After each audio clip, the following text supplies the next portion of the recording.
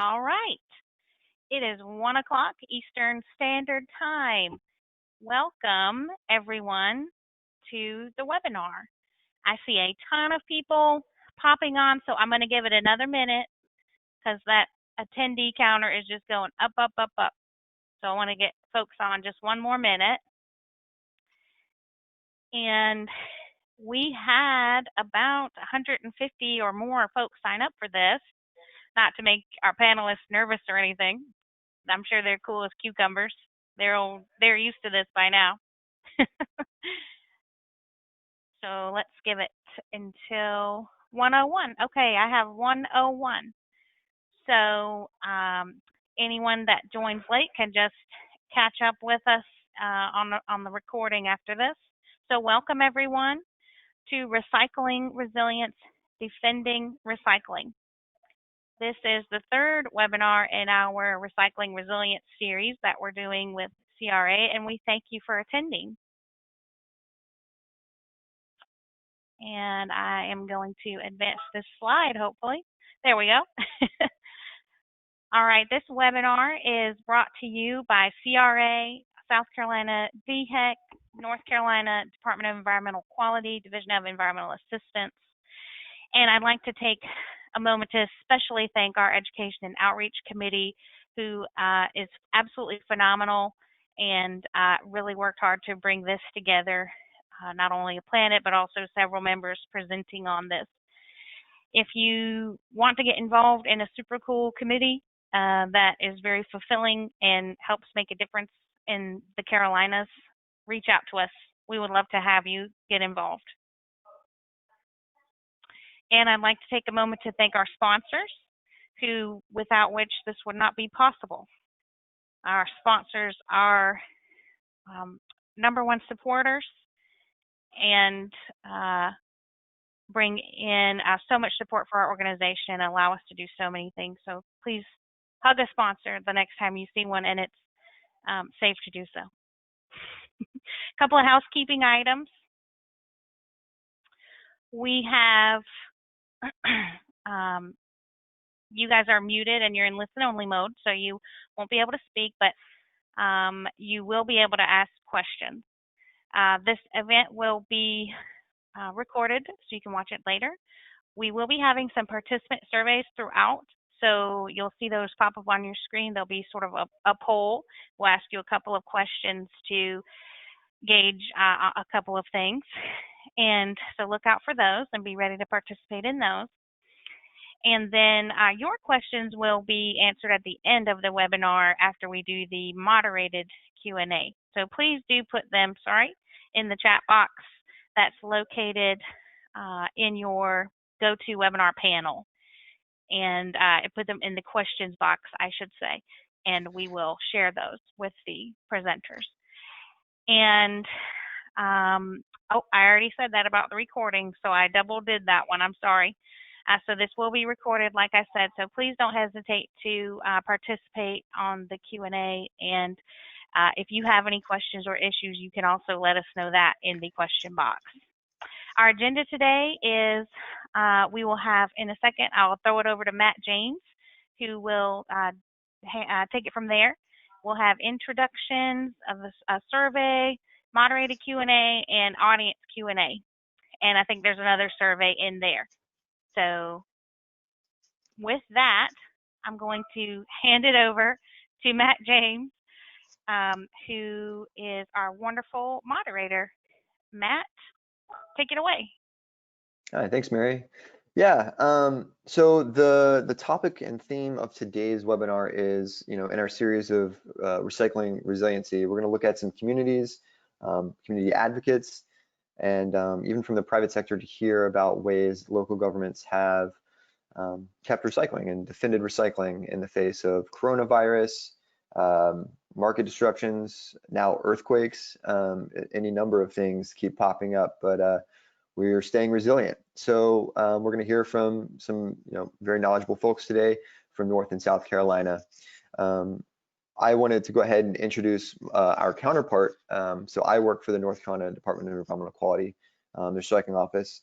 Down in South Carolina, they have something very similar. So I wanted to give each panelist a minute to introduce themselves, starting with Alex Miller. Hi, I'm Alex Miller. I work at DHEC's Office of Solid Waste Reduction and Recycling. I'm the local government recycling liaison. Probably the counterpart to Matt then. Exactly. Yeah. All right, and we're going to have Tony Krushenko from Republic Services. Tony, you're muted, I think. Oh, how about now? Good to go. Yeah. Okay. So I'm Tony Krushenko. I'm the municipal sales manager with Republic Services. Public Services is an industry leader in the U.S. in recycling and non-hazardous solid waste disposal. We deliver customer-focused, simple solutions, reliability, and environmental responsibility. We operate in 41 states and Puerto Rico. We have a little over 36,000 employees. We operate 79 recycling processing centers that process over 6 million tons of recyclables annually. 189 active landfills, 16,000 trucks on the road daily. 20% of our fleet is natural gas, and we've recently just announced our partnership with Nikola to develop and purchase 2,500 all-electric collection trucks. And recently, we've invested $20 million in our Committed to Serve initiative, which provided meals for our frontline employees and their families during COVID. It's also supported the local businesses through the meal purchases and gift cards. So that's supported our local economies and communities. Personally, I've been directly in the industry for 8 years and prior spent 16 years in elected municipal and executive roles.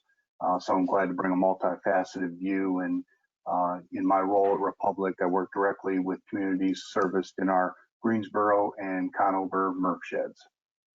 All right. Thank you, Tony.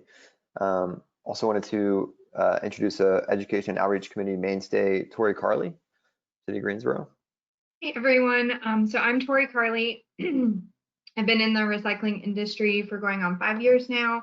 I manage the City of Greensboro's recycling program from a resident and customer standpoint. So we have 285,000 people in Greensboro, and that equates to about 90,000 to 91,000 homes that we service every week. Our recycling and trash service is municipally hauled, and then we dispose at the Great Oak landfill, and then we also have a partnership with Republic here in Greensboro to process our recyclables. And I'm excited to talk with you more today about how we've defended recycling in the past year. Thanks, Tori. On the phone, we have Alma Resendez from Rutherford County. Alma, you want to introduce yourself? Yes, good evening, everybody. My name is Alma. Like Matt said, I am the recycle coordinator for Rutherford County, and I have been here with the county since 2012, but I'm actually have been doing the recycle coordinating part since 2018. I enjoy it a lot. You will see me running around back and forth after the trucks that bring the recycling to check them. I do a lot of inspection, and I try to give the towns feedback on what they are bringing us and what we are sending to the MRFs. All right. Thank you, Alma.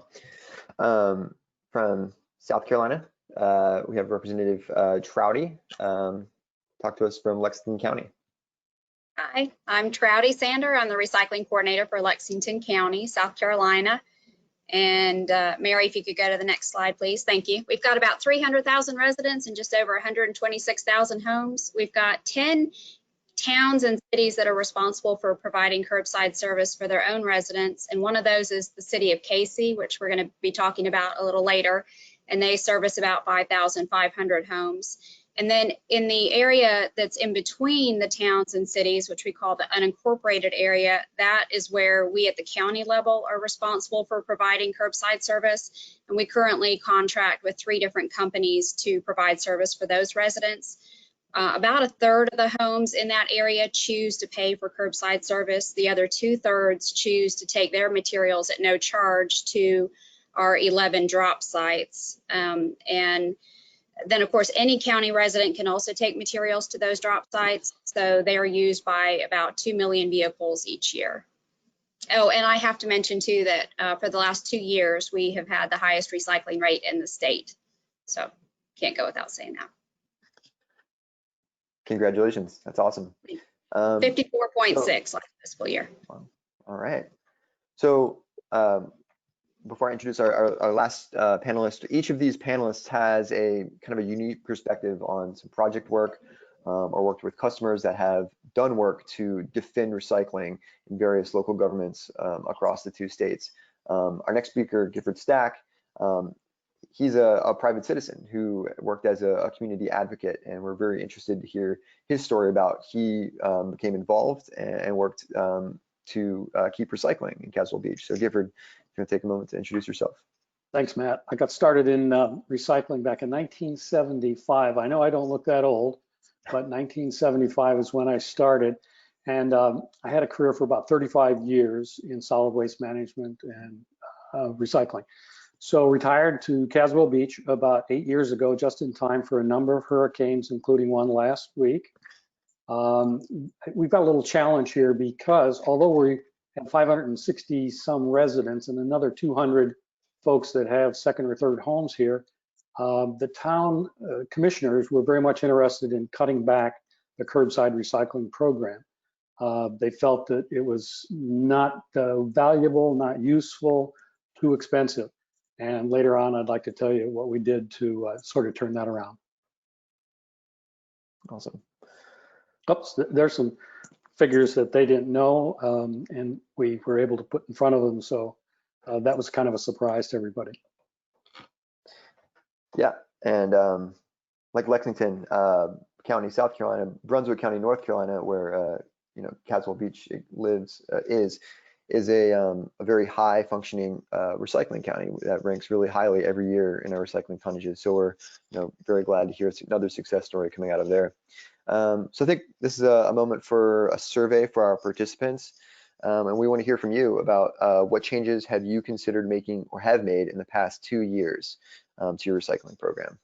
Here's some multiple choices.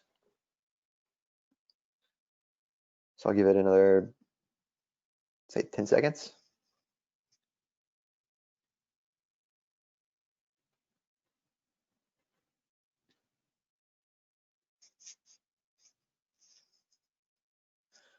Right. Can we see the results?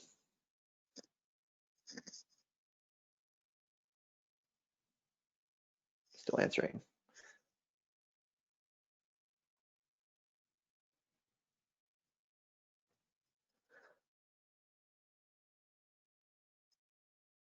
Okay. So aside from other, looks like most folks have had to increase their recycling fees, removing glass, yep, and then adding drop sites. Okay, yeah, makes sense. I think we're going to hear a little bit about each of these from our panelists today in our upcoming questions. Okay, so moving on to kind of like a Q&A, moderated Q&A with our panelists. I want to ask, what type of changes have you all made or proposed to your recycling program? And I think we can start first with Trouty from Lexington County.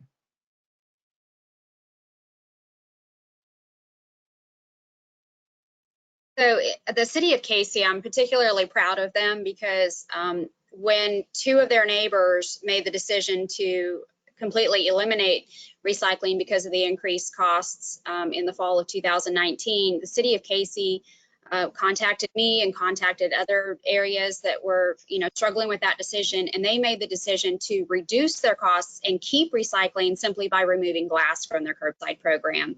And it was a very difficult decision for them, but they looked at all of the different possibilities, and that's what they did, and it's been very successful.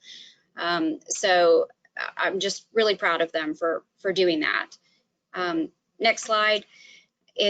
for us at the county level, in the fall of 2018, when recycling prices were increasing all over the world and all over the country, our 5-year service contracts were coming up for renewal, and we had not increased prices for 9 years. So we had to drastically increase prices in order to maintain our recycling programs. And it was a particular struggle in districts 5 and 6. As you can see on this map, we divided the county up into 7 service districts. And when we go out to bid for contracts, we bid them all each independently.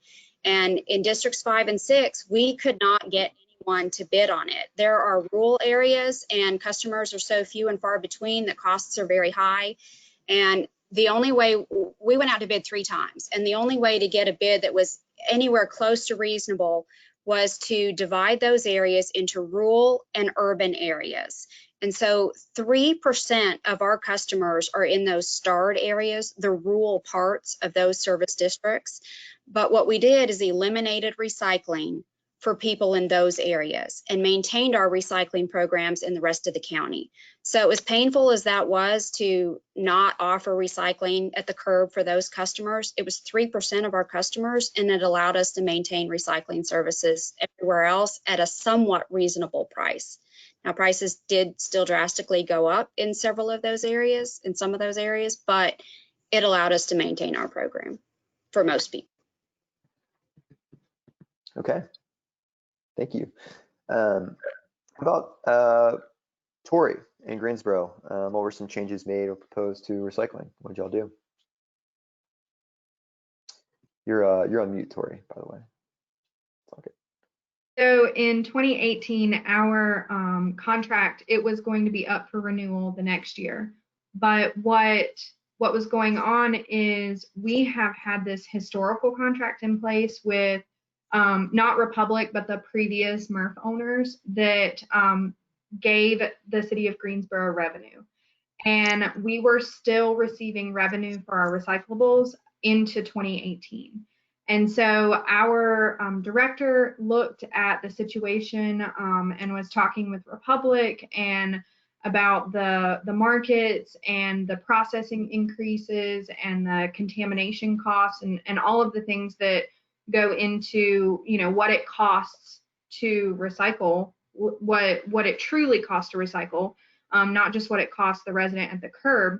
And we realized that if we went out to bid, we could end up in situations, or if we continued with our contract, we could end up in a situation like other communities in North Carolina. There were several that had their contracts canceled, and then when they went out to rebid, or when they went through their normal RFP process, they were seeing costs jump from, you know, a $20 or $30 a ton cost up to $125. And the city of Greensboro being revenue positive for recycling for so long, we knew that would be a really, really hard pill to swallow, not just for our residents, but also for our elected officials. And so over several months, we presented this information to our elected officials, and the one that you see here was really just breaking down the cost of processing our recyclables. And if you could go to the next slide.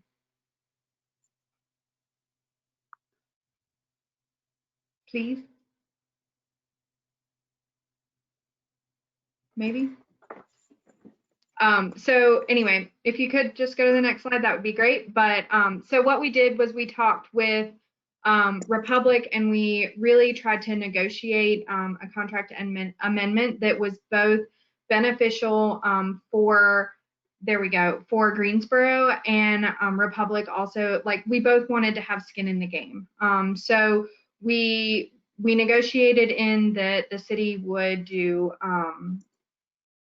audits, that the MRF would have upgrades in a timely manner, and our processing fees were gradual, which was really, really beneficial from a budgeting standpoint to kind of have that planned out, to be able to talk with the processor, to be able to get that $30, $60, $90 a ton over those 3 years. So right now we're at $60 a ton, and anything, if Republic is making revenue more than $125 a ton, then we get a portion of that share.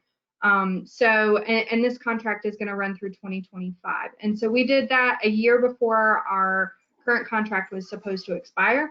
And the other thing that was brought to the table, if you would go to the next slide, is changing up our accepted material lists per the contract. And so the city of Greensboro accepted a lot of things for a lot of years that probably weren't the best things to accept in commingled recycling, like bulky rigid plastics and pots and pans. Aerosol cans were also on our list, and a few other things that were just constantly on our list that probably weren't the best things to recycle. And so we really tried to pare that list down, but the one that really came as the hardest pill to swallow was removing glass from curbside recycling. And we were kind of presented with, okay, well, we can do this graduated increase if you remove glass, or we can negotiate something different if you're going to keep glass in. And so we decided to go ahead and go with that graduated increase and keep glass out of curbside recycling. But we did continue recycling glass, which I think I'll go into with some of those other questions that we're going to answer. Thanks, Tori. Alma, how about that? The same question to you is what type of changes have been proposed in Rutherford County, and what has been your reaction? Yes, well, Rutherford County is run by a local government enterprise fund.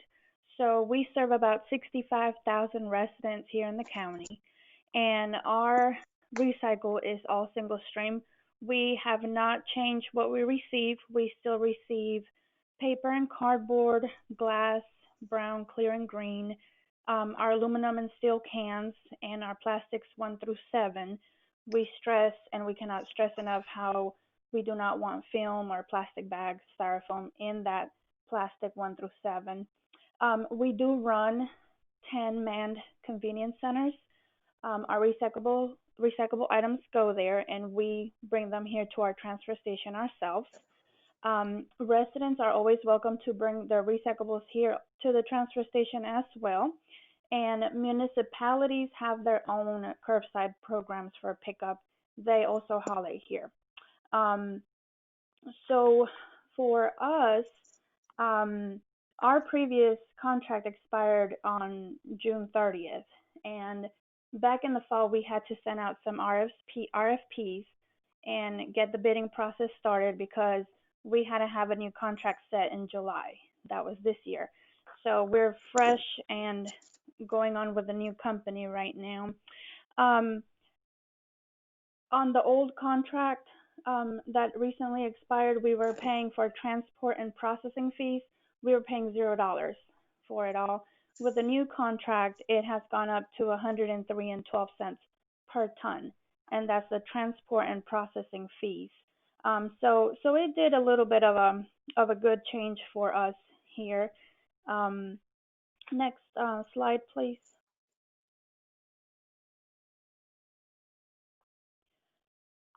So, for example, when we had the new contract started in July, we went with the $103.12, and we are guaranteed to receive $15 per ton, no matter the market value. So we are guaranteed that $15. And we also have a profit sharing of 85% based on the RISI price index. So that could be also a little bit more, which is really good. Our county commissioners approved for us to have a recycling fee of $8 for all improved properties here in the county, which is how we're going to help support those fees. Also, for out-of-county recycle that we take in, we do charge $130 per ton for that. So anybody outside of the county is welcome to bring us their recyclables here. And next slide.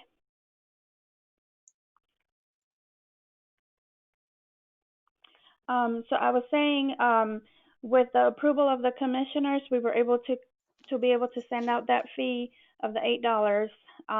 It started July 1st, and it is going to cover the revenue stream that we had to create in order to pay for those recycling expenses that we had incurred. And that will be all for me. All right, thanks, Alma. And to our our private citizen, I wanted to hear from real quick, Gifford. What were the changes that were proposed in Caswell Beach, and kind of what was your reaction? What was the citizen reaction?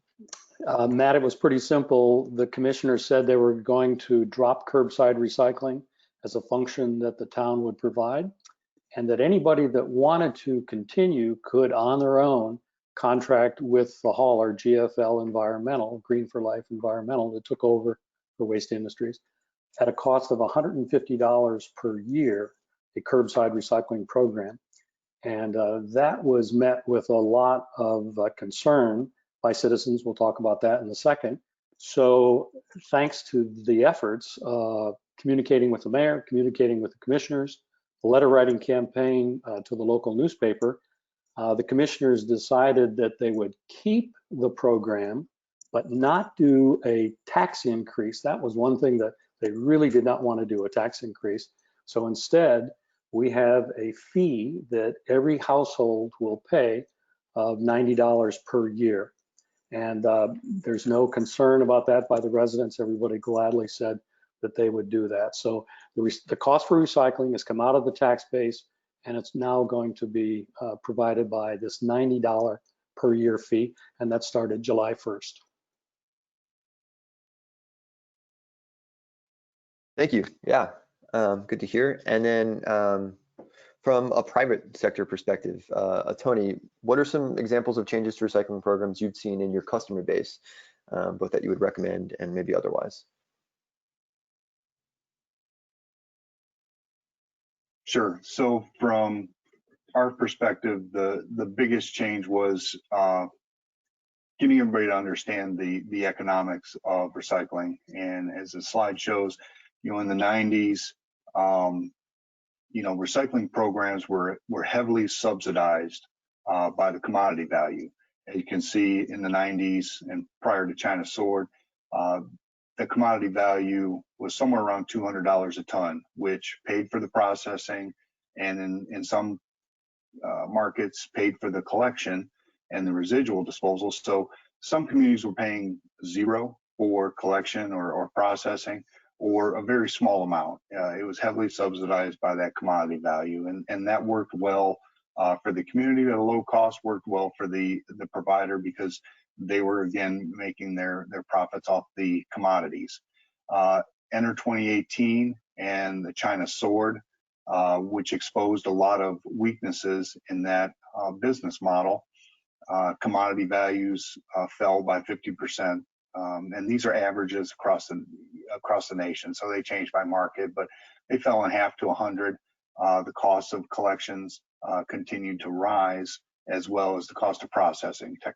Technology upgrades, additional people, as we've seen commingled programs, the residual rate climbed, as well as disposal costs. So that exposed a gap of about $5.50 average across the nation.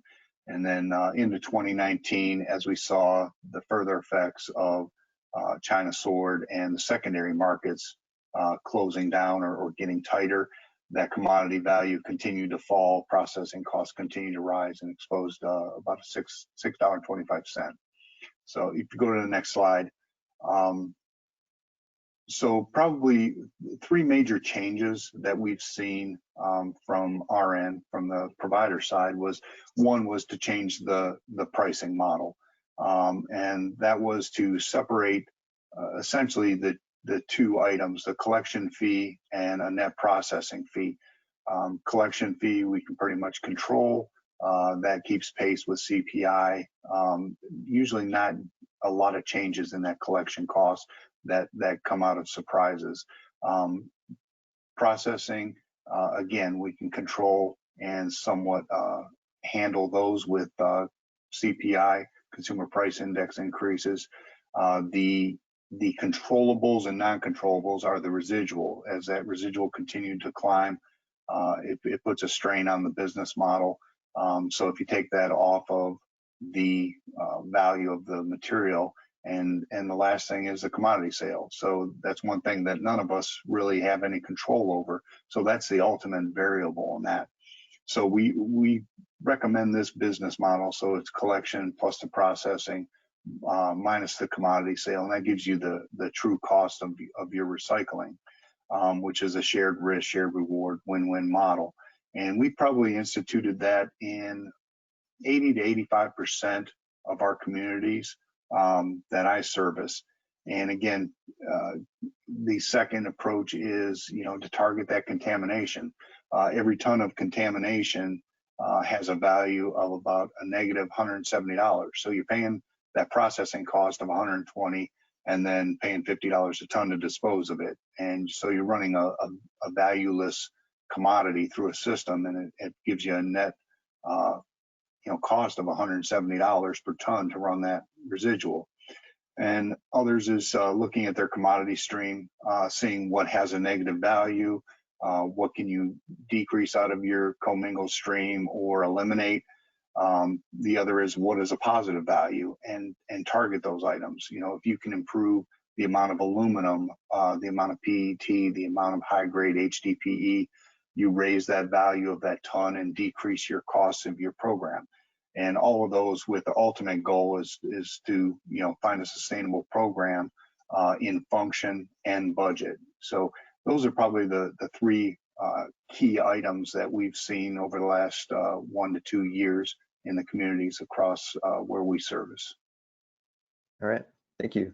So kind of all our panelists were mentioning changes in fee structure, types of funding mechanisms, and then also kind of accepted list to maintain their resiliency and defend their recycling programs.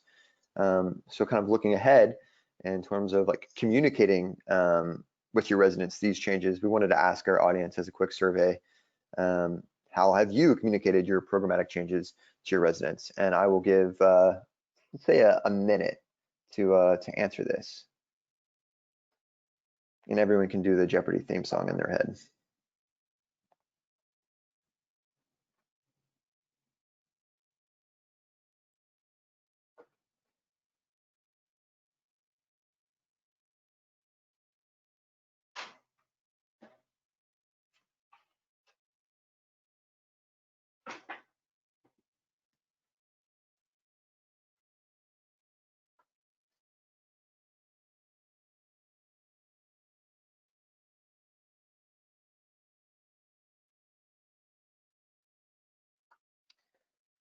All right, I think we're closing in on a minute now, so everyone get those last minute answers in.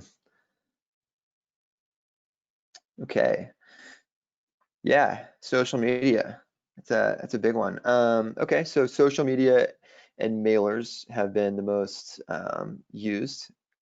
Yeah, makes a lot of sense. That's kind of from our perspective at the state, we've made a lot of effort to make social media posts for local governments and communities, and then also done several grants to give out mailers and redesign materials for mailers and card tags. So it's of course no surprise that those are the most widely used tools.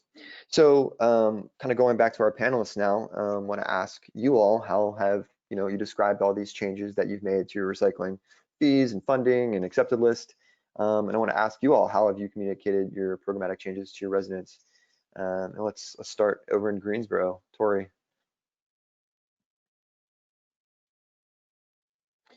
You're on mute again, Tori, just FYI. So this is an example of a social media post. Sorry, I have like really vibrant facial expressions, so that angry face was at myself. So when we took glass out of single stream recycling, we didn't stop recycling glass. Greensboro has a historic program in place where bars and restaurants can subscribe to glass recycling collection, and that is separate from paper, plastic, and metal. And so what we did was we combined our ABC glass with the drop-off locations that we opened up. And at the same time that all of this was going on, really the catalyst for changing our recycling program and changing our fee structure was, as Tony mentioned earlier, China sword. And so none of this is related to COVID, but China sword actually. And so while all this was going on, we also had not raised taxes in Greensboro for 11 years. And we were going to be seeing a drastic increase in our cost of our recycling program and our solid waste management overall. And so we did four things all at the same time to really just rip the Band-Aid off. So we increased taxes by 3 cents. We implemented a $2.50 per household per month solid waste fee, just like what Gifford was talking about.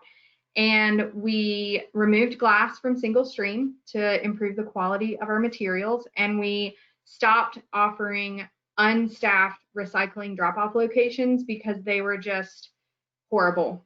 They were basically just garbage, is what we were collecting from those 20 drop-off locations. And we just couldn't continue to accept that kind of material.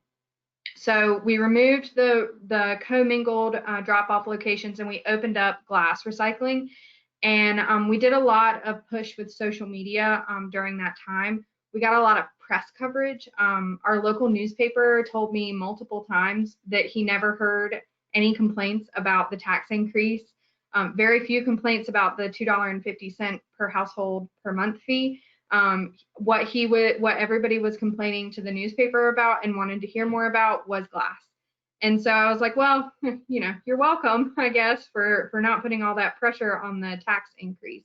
And so we had a lot of social media posts that were very, very active. We use primarily Facebook and Nextdoor when it comes to social media, and Nextdoor was one that we saw hundreds of comments for sure on our posts about that. And then we also sent out a annual calendar that had our changes predominantly right on the front of recycling as easy as 1, 2, 3, paper, plastic, metal, and then here's what you do with your glass. And here's an example of our recycling guide, which is one that we will hand out at events. The recycling calendars go directly to the residents because we have a blue week and a red week. We don't hand out the calendars, but all of the same information is on the recycling guide. And we now have 10 drop-off locations for glass. And the contamination that you saw in that earlier picture is virtually the only contamination that we've really seen that's been egregious. The leaving the window. We've seen some candle holders and dishware and glassware, but very, very minimal. And we're trucking that to Wilson, and the cost to truck it there is being covered by the revenue that we're receiving from the glass itself. And so it's really a net neutral program for us to incorporate that glass into a drop-off program and incorporate that glass into the ABC program that we were already running. So overall, it's been a huge success. It was a very big headache to communicate all of it to residents, and I'll talk more about that in a future question. But overall, it was worth it to clean up our recycling. It might not be the right answer for everyone though, but if you are going to eliminate from curbside, don't just eliminate it completely. Otherwise, your residents might come after you with torch and pitchfork. Thanks, Tori. Yeah, and a quick plug for my own office. We have some we can provide help with messaging and do some free graphic design if your community decides to go down that path of taking out a material like glass and putting it in a drop site. We've provided some assistance there in the past. So looking back at our question, how did you communicate programmatic changes to your residents? I want to go over to Alma in Rutherford County. How did you guys talk about what you were doing? Yes. So what we did was during all these commissioner meetings that we were having, or James was having, our director here, the newspaper, the media was showing up, and the radio. So they were, taking their notes and reporting. So that helped us a lot. Basically, just getting the word out. every week. We have a very small community, but it's very, how can I even say it? It's close. So a lot of the times, what one radio station say, you will hear on the newspaper, you will hear everybody talking about, just because everybody is very close together. Um, Social media, we don't have it running yet. We're working on a Facebook social media for the recycling. Hopefully, we'll be launching it soon. What I do personally, on a personal level, from me is I go on my Facebook and I post publicly, this is what you recycle. I will every now and then post random pictures of contamination and just an example of this is not recyclable. And I make it public, and it's amazing how people just push it and tag people and comment on it, which is really good, because at least on that personal employee level, you are doing something, it's helping a little bit. But hopefully, once we get that Facebook running, it'll be a little bit better for the public, because they will know where to find the information. Um, I also personally sent out letters and emails to the towns and the haulers, letting them know this is what's coming. Um, price Prices will be increasing. I will be more strict on what is coming in the recycle, based on, of course, the fees. So we are not going to be paying those fees as the county. We will be passing it to those that are bringing the contamination. So we are giving them a heads up of what is going to happen. That way, when they receive their ticket, they have, the recycle rate, which is free, but then they also have the contamination fee, which would be trash. So far it's working great. The towns are improving greatly. There are a few that are working really close with me, and it has been an amazing improvement from back in even March to now. It's like amazing. I have a little bit here and there to pick, but it's been a great change. Good news. All right. Thanks, Alma. So, Trouty, how about you all? How did you communicate your changes down in Lexington County? The city of Casey did an excellent job. I know the recycling partnership has said that, according to research, direct mailers and cart tags are an extremely effective way to communicate, and the city of Casey really proved that. They used materials that we had designed and adapted them for their use. So they did a back-to-back flyer, and they attached it to every cart tag before making the change. And so the first side had information about what is recyclable in the city of Casey, so paper, plastic, and metal, and how to prepare those materials, and then clearly stated that glass was no longer accepted. And then the other side had information about why glass was being removed and who to contact if they had any questions or concerns, and where to take their glass for recycling, which would be any of our 11 drop sites in the county, but specific information about the closest location for them. And so we had very little feedback. I did receive some calls. They put my contact information on there. Some people called and just questioned it and wanted verification and confirmation on where to take the glass and how to prepare it. But both the city of Casey and myself got very few calls. People were happy with the answers. And one thing I particularly liked about what they did is that they focused on the positives, what could still be recycled. They didn't just say glass is being taken out, like Torrey and Greensboro, they also said what could still be recycled. So I thought they just did a fantastic job of that. And then at the county level, we made so many changes, all across the county. On the next slide there, Mary, or Tess, whoever's doing it. Jen, there we go, that we sent out a press release, and we also use social media, the county Facebook page, and then our haulers sent out letters directly to their customers. A lot of it was done by the press and in social media, which really was, we had to do that, but it was unfortunate because we didn't have, there were so many changes, we had to focus on the what and not so much the why. And so residents out there filled in the blanks on the why. We were accused of being in the mob, taking bribes, using the money to go on vacations to Hawaii, all kinds of things. And so, that's just the way it is. You know, they were not happy with the prices being increased and came up with their own theories on why we were doing that. That's what social media does for you sometimes. We did, That's our pretty director fresh. did an 8-minute video with our county public information officer to answer the questions about why. But of course, not everyone will watch an 8-minute video. They would rather just read a post and read what their friends and neighbors are saying about it. It's the problem with the world these days. That's right there. Yeah. So thanks, Shadi. And I just wanted to hear from Tony real quick about that same question about, you know, when you work with customers or residents, you know, how is this communicated best from your perspective? Yeah, we find it's whenever you have a change, that communication is key.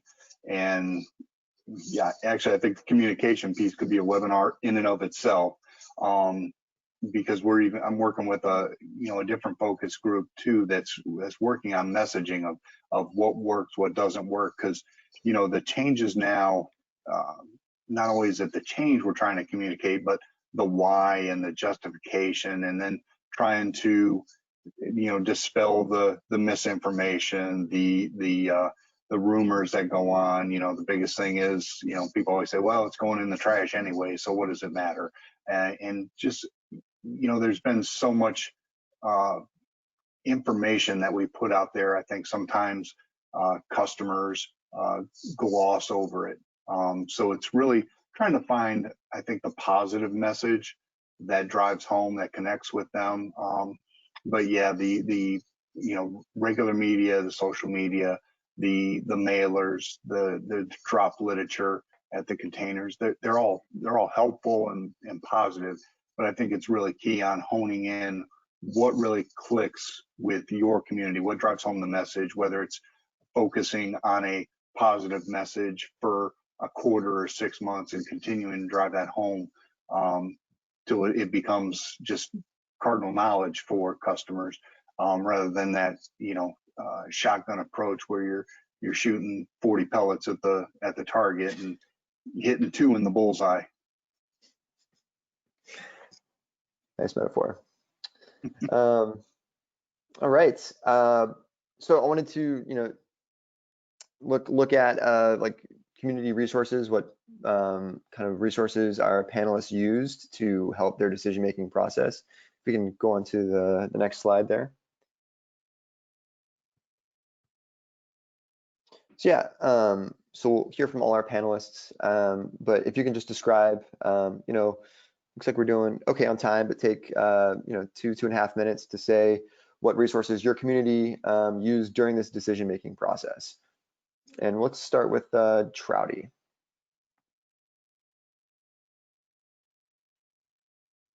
The city of Casey, as I've mentioned, worked very closely with us, and they also worked, well, just using some resources that we've designed. And we worked very hard with all of our towns and cities to meet a few times as a group so that we use the same resources because we all have the same residents. And so the city of Casey did a very good job of doing that.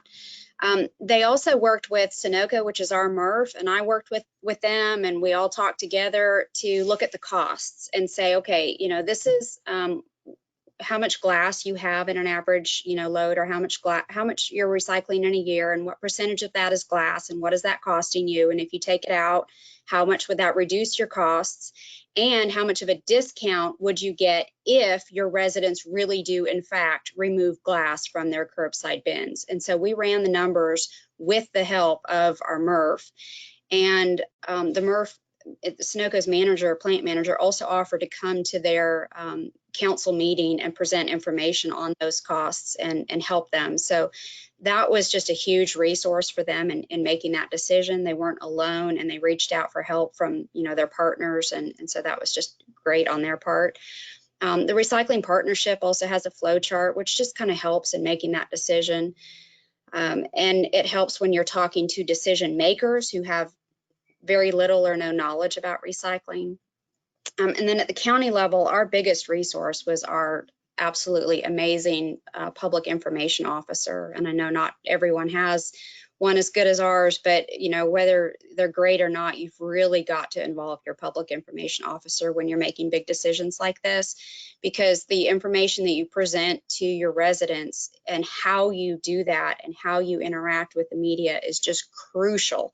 And you've got to have your public information officer on your side and communicate through that person and not directly with the media. So I just strongly recommend that you get to know that person and you work with them, you know, from the beginning of any issue.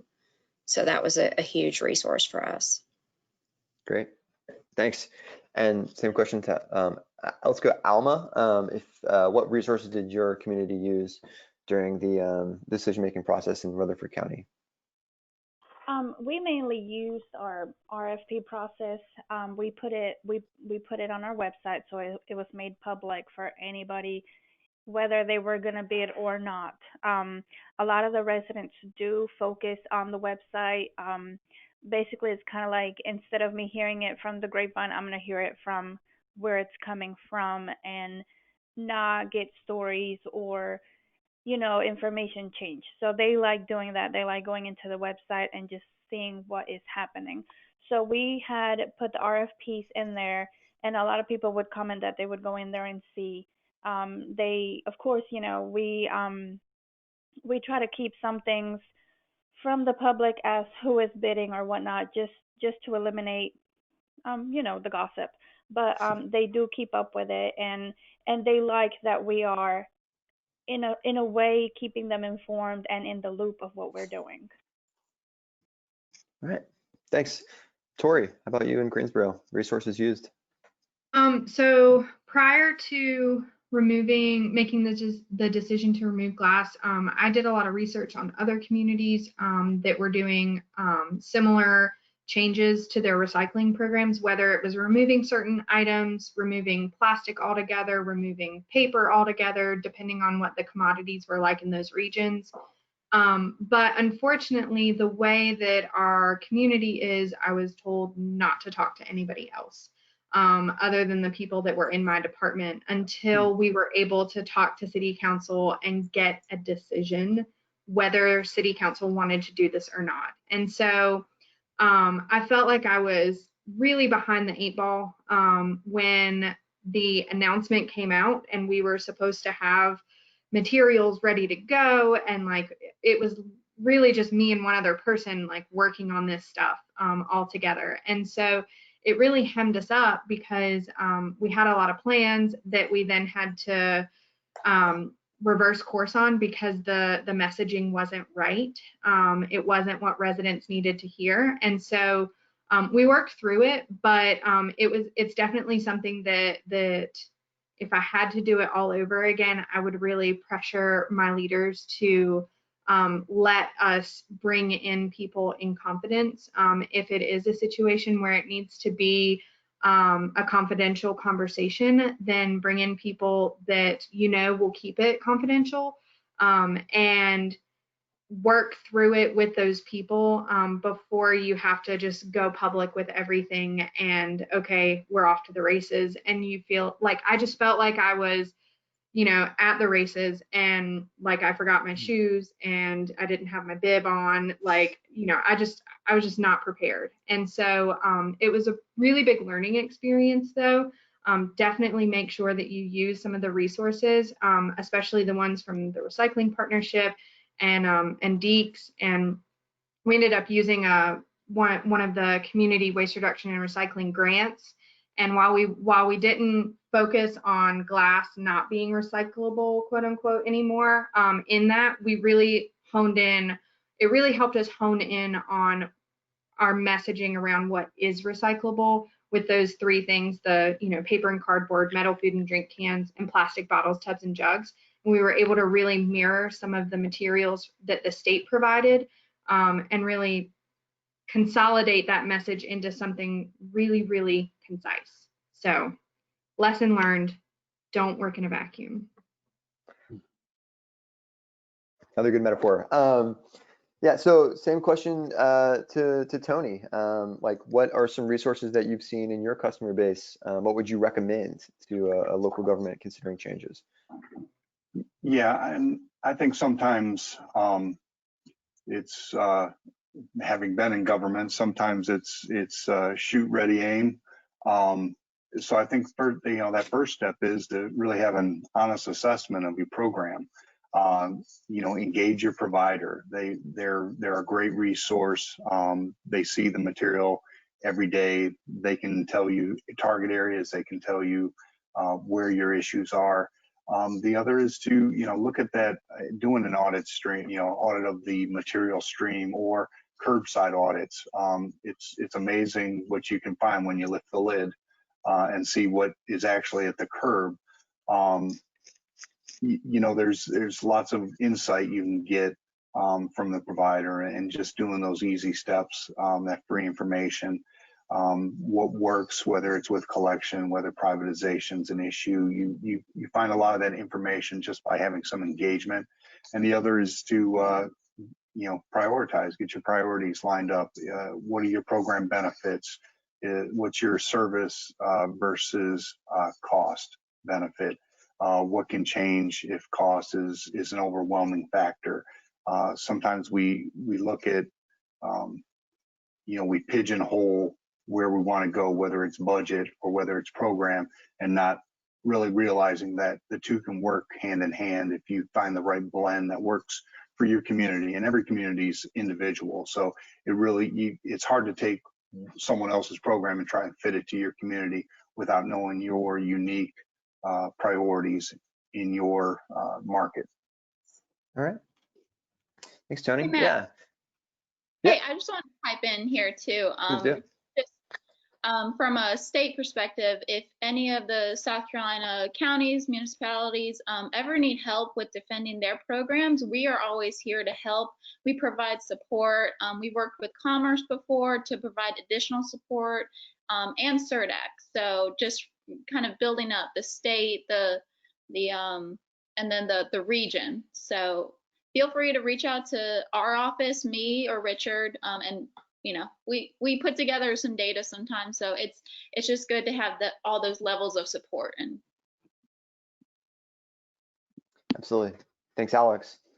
Now, looking again at Gifford, there we go. So Gifford, kind of a two-part question for you is, what resources did you use as a community advocate, and how did the residents of Caswell Beach communicate their perspective with their elected officials?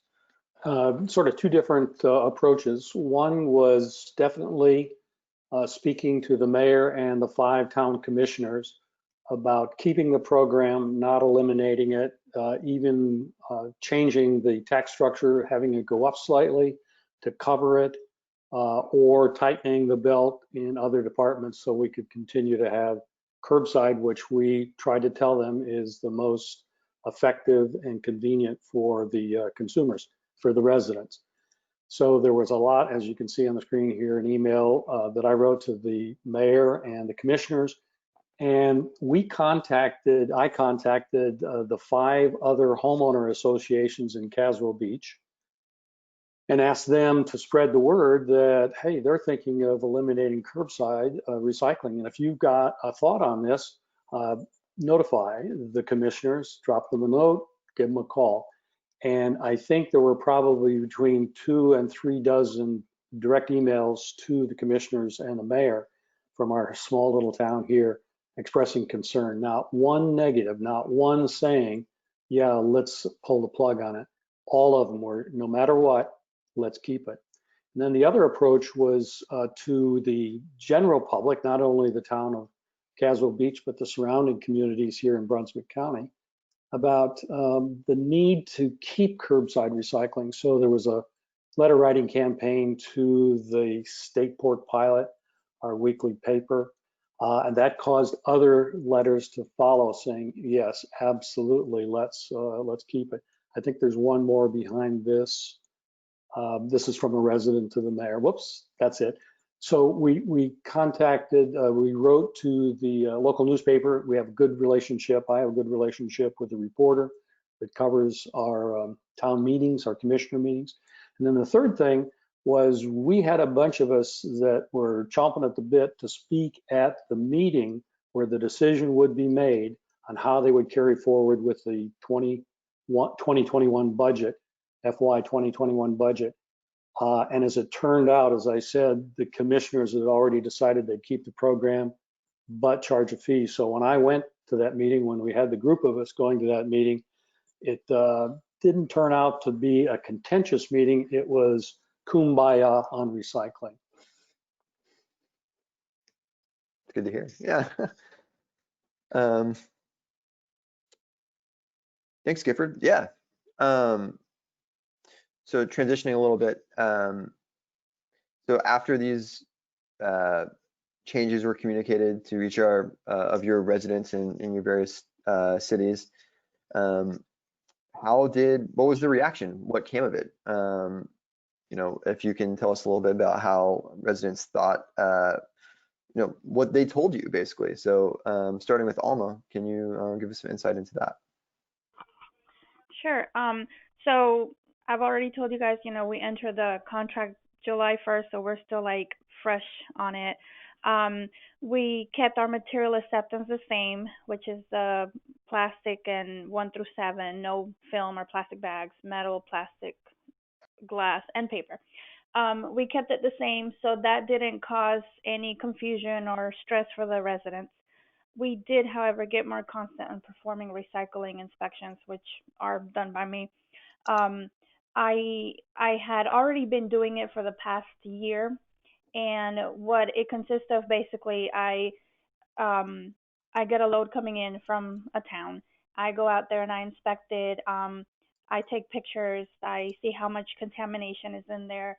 I report back to that person in charge, and it's a constant back and forth with them. Um, it keeps it transparent because now that we're charging them for that contamination, they receive those pictures and they know it's not made up. Like I tell them, I don't want your money. I want your recyclables, but I want them to be clean. So the transparent communication between the towns and haulers and me is based a lot with pictures and emails and you know, this is what we found. Let's work together to eliminate it on the next load or whatnot. Um, the recommendation that I can give anybody is keep that communication open with your towns, haulers, and the public. Don't expect the residents to know what goes in the recycle bin. Keep telling them, keep showing them, keep reminding them, and they will eventually learn, or they will just say, just forget it, take my bin, I don't care. If you see contamination, let them know. For example, you know, your towns or who is originating it, let them know. I do a lot of also emailing when they bring me a load and it's good and I don't have anything to pick at. I send them an email. I take a picture and I'm like, you know what, you guys did great. This load that came in was great. I didn't find anything. So let your people know, keep doing a good job. And you know, every now and then we'll find stuff here and there, but it's very minimal.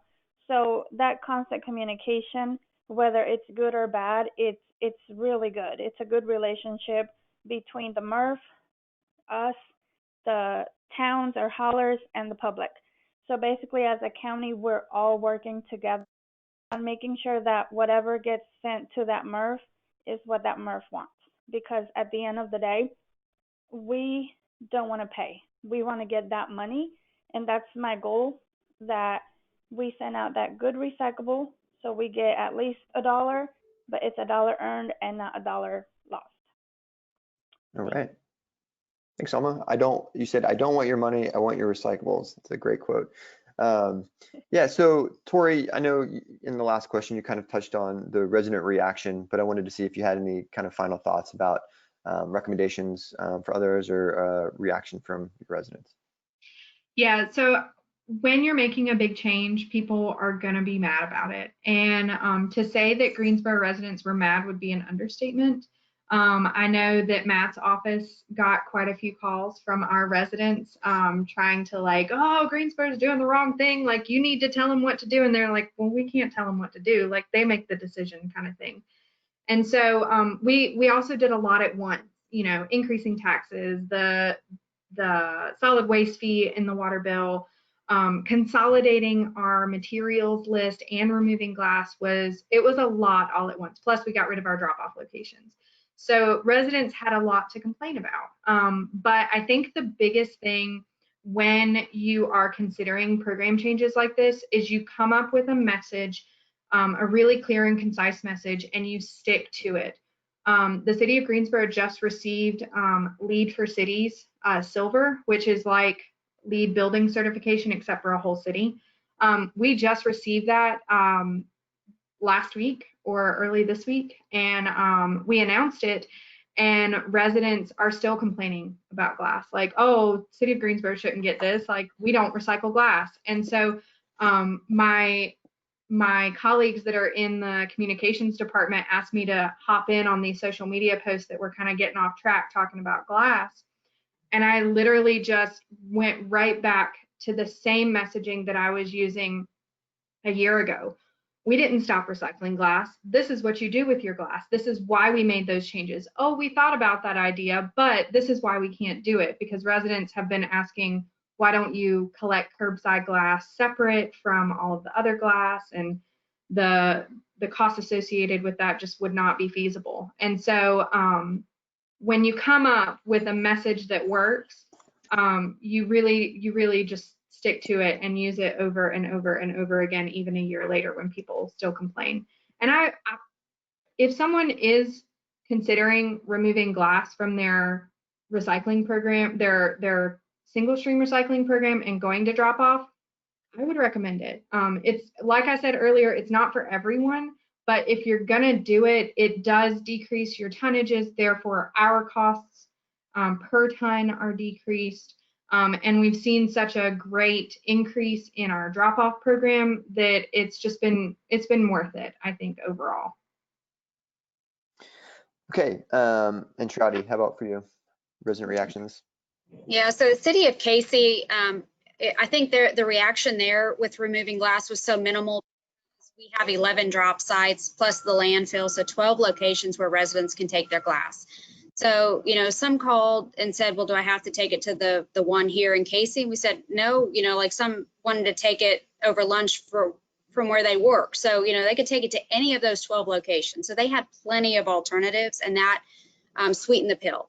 And, you know, as Gifford found in Caswell Beach, people want to recycle. And, you know, they really do want to recycle. So if you can help them find a way to do that, that's really the key. And so they had plenty of easy alternatives. And, you know, I think providing your contact information is very important so people can get the answers, you know, from a reliable source when they want to.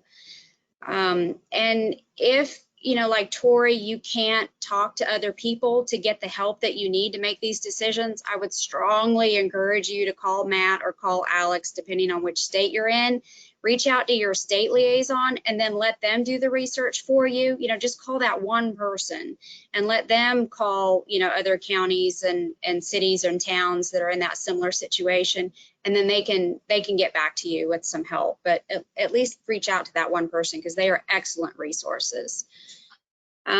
And then as far as the county, we, you know, like Tori, we made a lot in Greensboro, we made a lot of changes at once at the county level. And so we did have a firestorm of a response, and that's on the next slide. I know they're a little slow to switch, but we, you know, I've already told you some of the responses we had, but that's because we made so many changes at once. And we did roll them out over a period of time. We made some October 1st, some December 31st, and then some in April. We thought that would make it easier. Do not make a lot of changes in December or over the holidays. That was one of the worst decisions we've ever made. People were out of town and didn't read through their mail properly. They didn't see the press releases or hear the media. They came back, they had a big bill. There were all kinds of reasons that was a bad idea. Our staff wanted to take vacation and our phones were ringing off the hook. It just was a mess. So I don't recommend that. and some of the other things I've already gone over. But just make sure that you raise prices gradually. And Tony mentioned that. Have a CPI built into your contracts. Do not, drastically raise prices after 10 years, like I think Tori mentioned, or 9 years like we did, and the other things you see on there. We'll move on. Right. Hey, Matt. Thanks, Shadi. Matt. Yep. Just to interject there, just to back up what Trouty was saying, yes, definitely contact the state office to get backup for other cities or towns or counties within our state, and also within the region. We can give you that support, give you what other programs are doing. But also, if you are making changes, make sure you're telling us, because we do get resident calls on our hotline. This is for South Carolina, and if you Google recycling SC, ours is the first page that pops up.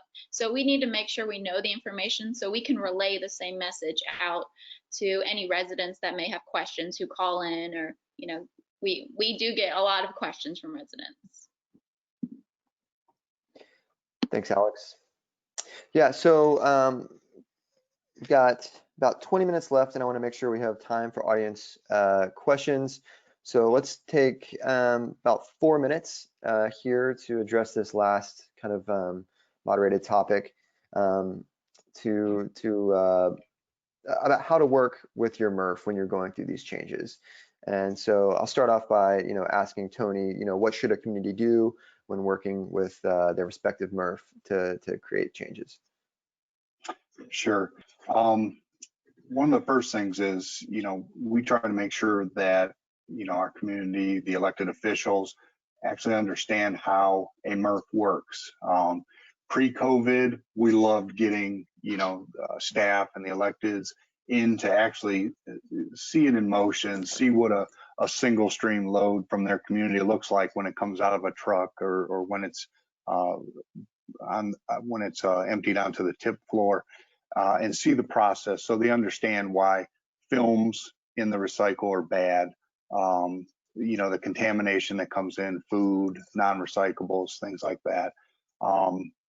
During the era of COVID, we have been able to, on our website, recyclingsimplified.com, we actually have a virtual tour of a MRF that is excellent, as well as some additional education material on there that they can get at to see exactly what that process is. And again, the other is to help them to understand what their options are, what their objectives are, how they're trying to address their concern, whether it's program or whether it's cost or a combination of both.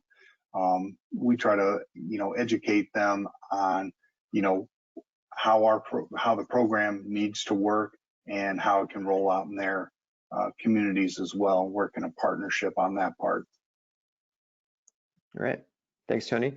And how about with you, Trouty, when making the changes?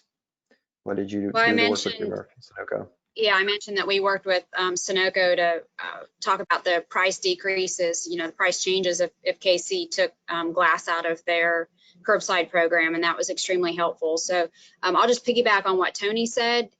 Understanding how your MRF works is very important. And, because of COVID right now, if you send your materials to Sunoco, either in Raleigh or in Columbia, and you have not had a tour of that facility, I would strongly encourage you to just go on YouTube and search for Sunoco Raleigh recycling video. And there is a very short video that shows the process of how those materials are sorted. And it is extremely helpful in understanding how you need to train your residents to collect those materials. And so please do that. Just search on YouTube for Sunoco Raleigh recycling video, and it'll pop right up. Watch that video. You'll learn a lot. Thanks. Yeah. And Tori, wanted to hear from you about, you've touched on this a little bit about working with the MRF, but any other perspective, any other insights to add? It was really eye-opening to hear about the processing costs and everything that, like, you get a lump processing cost, but there's a lot that goes into that. And so during the renegotiation process, I learned a lot about that, and how, Republic is really set up to make sure that they're insulated so that we have a MRF, because if something happens to them, then we don't have a MRF and we don't have anywhere to send our recyclables to. So I would encourage everyone to talk with their processor and really try to learn what those numbers mean, and how you can improve your numbers so that their numbers are better, so that we keep recycling around. Thank you, Tori.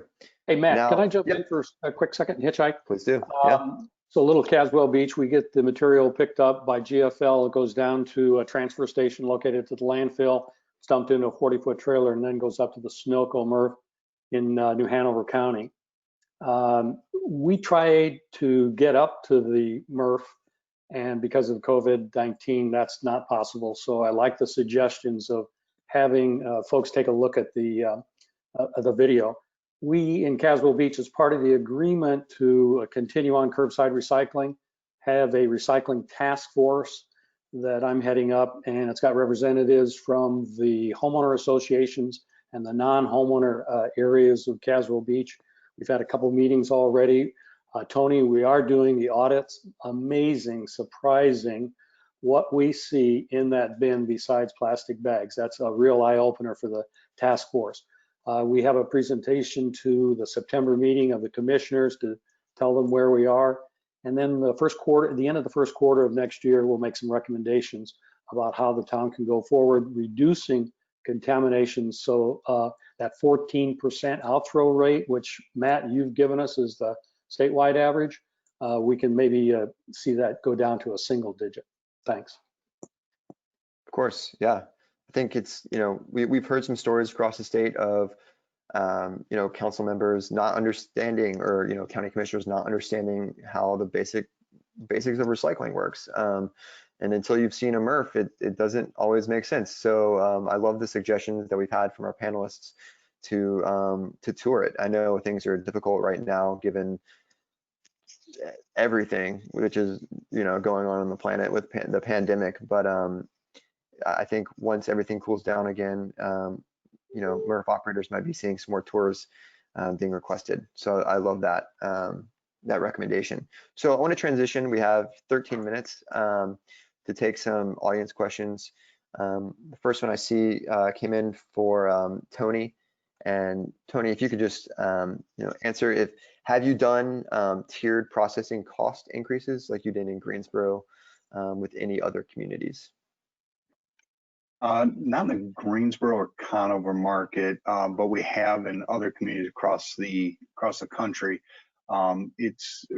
Greensboro was kind of unique. It is such a large amount of volume that was coming into that MRF shed. It made up probably 50 to 60% of the volume coming in from the area. So the Greensboro MRF was really a true public-private partnership where we needed them as much as they needed us. So that was one that, we were gonna, take some time to implement because it was such a dramatic change to them. And we've always been committed to trying to do things like that to make sure it, financially in the long run, it works for everybody, that we have a sustainable program and this, city or town can, work on that budget to make sure it falls within what they need. Whether like Greensboro had to implement some fee increases and some taxes, those are significant, issues to get over and implement. So it's really having that true partnership with them. All right. Thanks, Tony. So another question I see, and I'll direct this to first Trouty and then Tori. Question is, if cancellation of your recycling program was being considered, how would you recommend your town or county staff activating citizen support? Would you feel limited doing so as a town or county employee? Yes, I would feel limited as a county employee. We have looked at having talk and trash meetings. Our neighbor in Richland County does that on a regular basis. And so we've looked at doing that just to be able to answer questions for residents on a regular basis. So that would probably be my first step, you know, have some sort of town hall meetings for residents in different areas and encourage them to share their opinions about, you know, how important they felt recycling was. I'm sure they would step up. I have no doubt that they would step up and want recycling to continue. So that's probably how I would go about it first. And would definitely start by talking to our PIO, our public information officer, and getting his input and talking to Alex and saying who else has gone through this. And I would call Gifford and say, you know, send me what you did. And, you know, I would find out who else has been through it and get everything they had and follow suit. Totally agree. Cancellation was never an option on the table for Greensboro. Staff did not present it as an option. It was brought up at one of our council roundtable meetings that we had.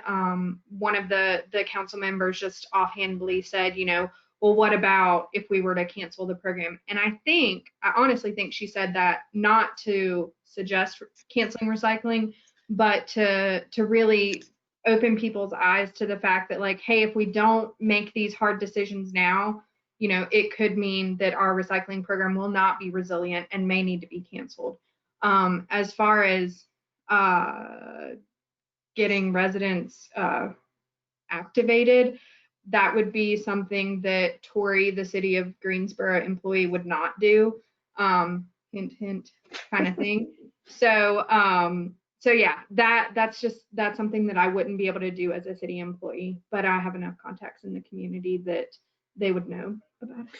Right. So that kind of goes back to what Alma was mentioning earlier, using your own personal Facebook. So, you know, Alma, have you seen, you know, an upwelling of citizen support for recycling after you've posted on your own personal Facebook page? We do, actually, and I'm aware that I technically shouldn't be doing it, you know.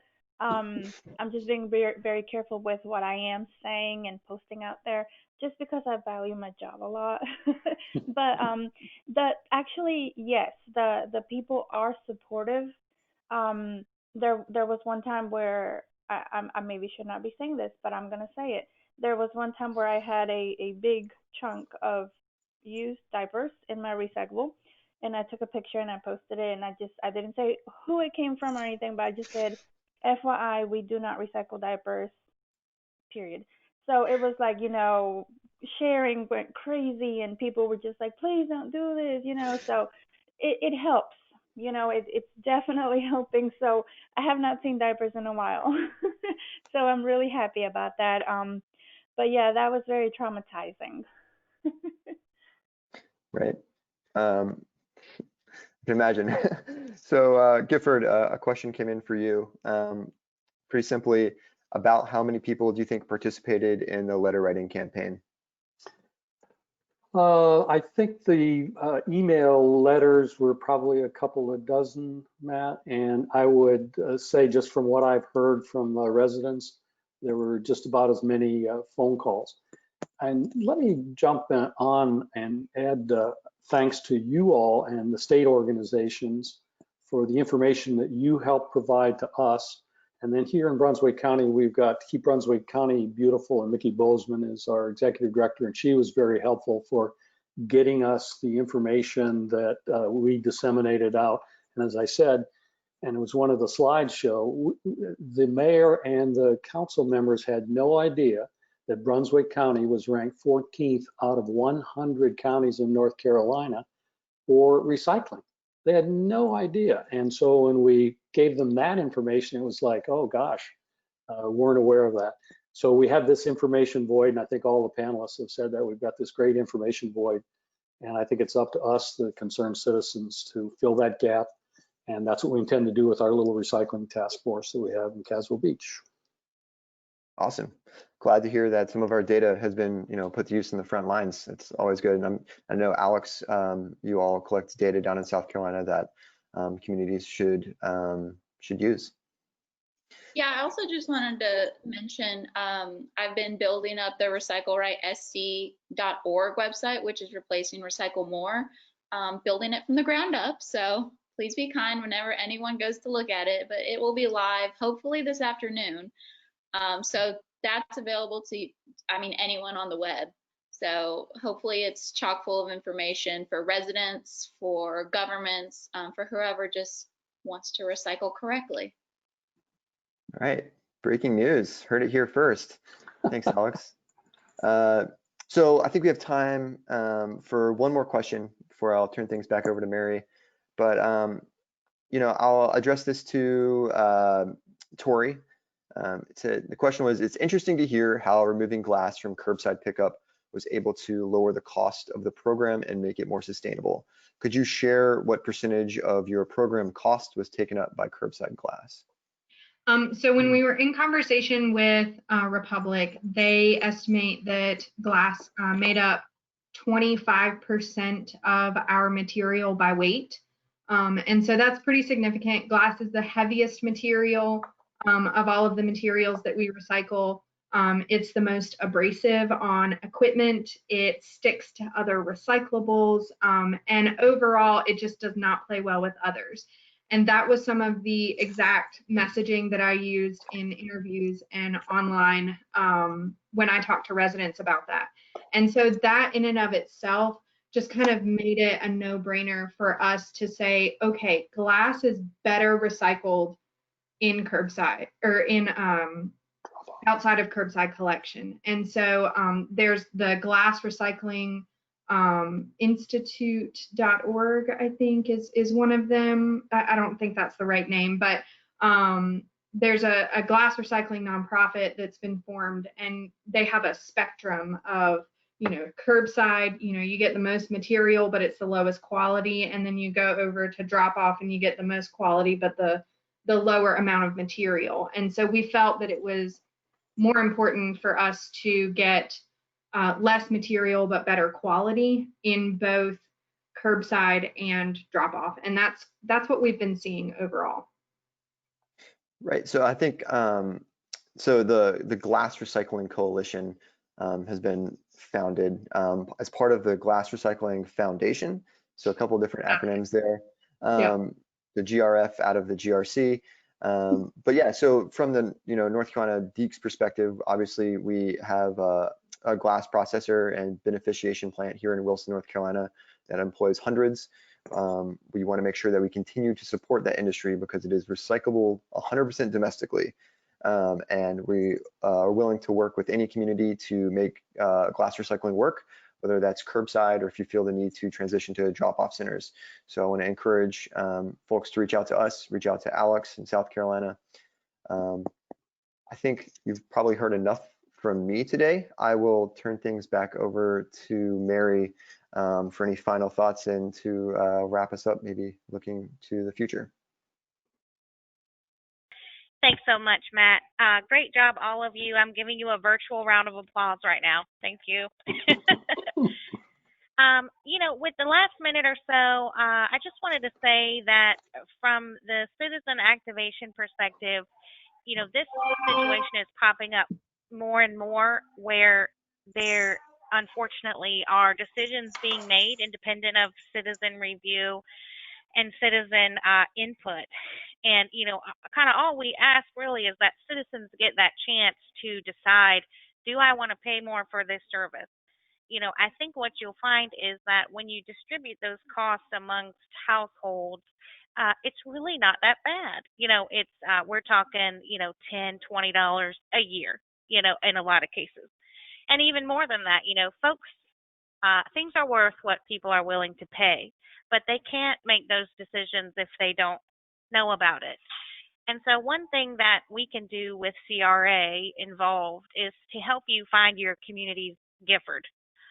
We can, look for that person. Now, we may or may not find that person. No guarantees.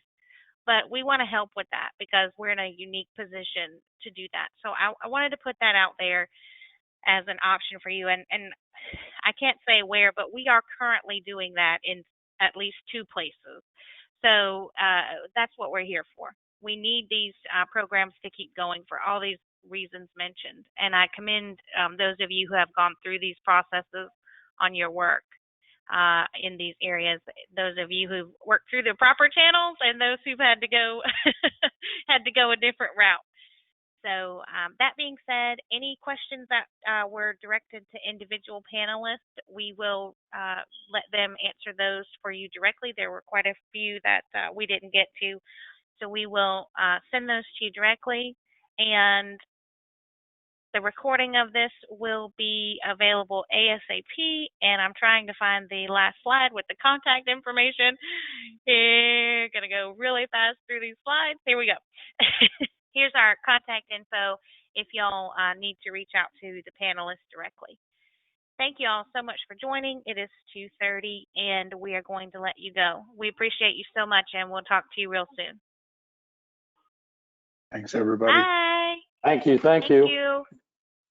Bye. Good job, Matt. Good job, Matt. Good job, everybody.